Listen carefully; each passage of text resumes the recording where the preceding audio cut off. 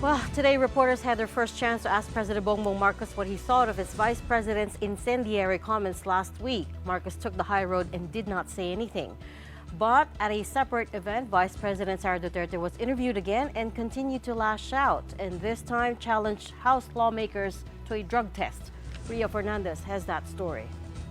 President Bongbong Marcos was with the First Lady when he attended today's event, the 123rd anniversary of the Philippine Coast Guard. When the media caught up to them for a chance interview, he was immediately asked about Vice President Sara Duterte's tirades against him last Friday.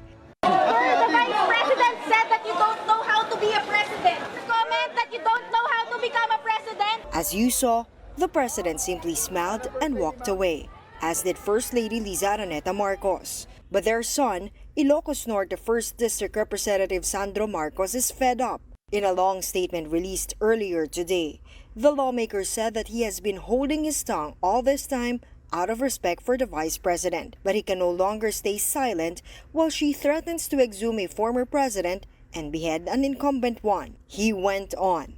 Her bizarre temper tantrum has been condemned by a nation horrified from such displays of insensitivity towards the dead and cruelty to the living. Congressman Marcos ended with, "Going ballistic was perhaps the self-therapy she prescribed for herself, but she crossed the line. May she find a peace of mind and mental clarity that seems to be eluding her." The first person in the Marcos family who spoke up about the issue was Senator Amy Marcos's son, Ilocos Norte Governor Matthew Manotoc. The vice president gave the keynote address at the Philippine Business Conference and Expo earlier today, after which she was also cornered by reporters. She said she understood why the young Marcoses called her out, but she said she got angry this time because people close to her are being harassed.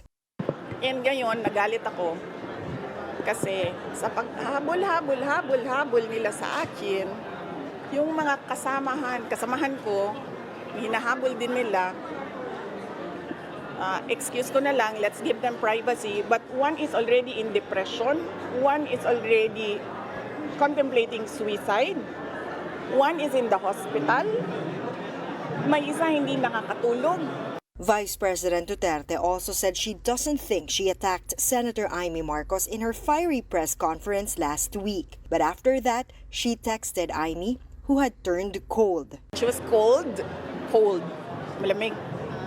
And then meron siyang sinabihan ng common friend namin na naiinis siya sa akin at kay BBM.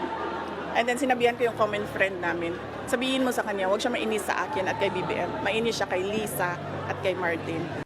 Duterte also accepted calls by lawmakers for her to undergo a mental health exam, but only if the so-called Young Guns group in the lower house undergo a drug test too. Game tayo. I will call that neuropsychiatric exam. Pero, let us make this an election issue. Yung Young Guns, I am sure kasi young sila, magpapa-re-elect pa yan. They are running as re-electionists. So, ang gagawin natin, 2 tests sa akin. Kasi sinasabi nila, unstable daw ako. Paningin ko naman sa kanila, unstable din sila. Diba? I will do 2 tests. Neuropsychiatric exam and drug tests. Pero dapat, lahat ng mga young guns na kandidato, lahat ng mga congressional candidates ay magpa-drug test. Duterte also insisted they do the drug test immediately. Hindi pwedeng 3 months after kasi hindi magdodroga yan ng 3 months tapos na yung testing nila. So anytime? So dapat ngayon na. Ngayon na. Magpa-drug test tayong lahat at dagdagan ko ang sa akin neuropsychiatric exam. Shortly after, the Young Guns issued a group statement saying they accept her challenge, but they countered with their own condition.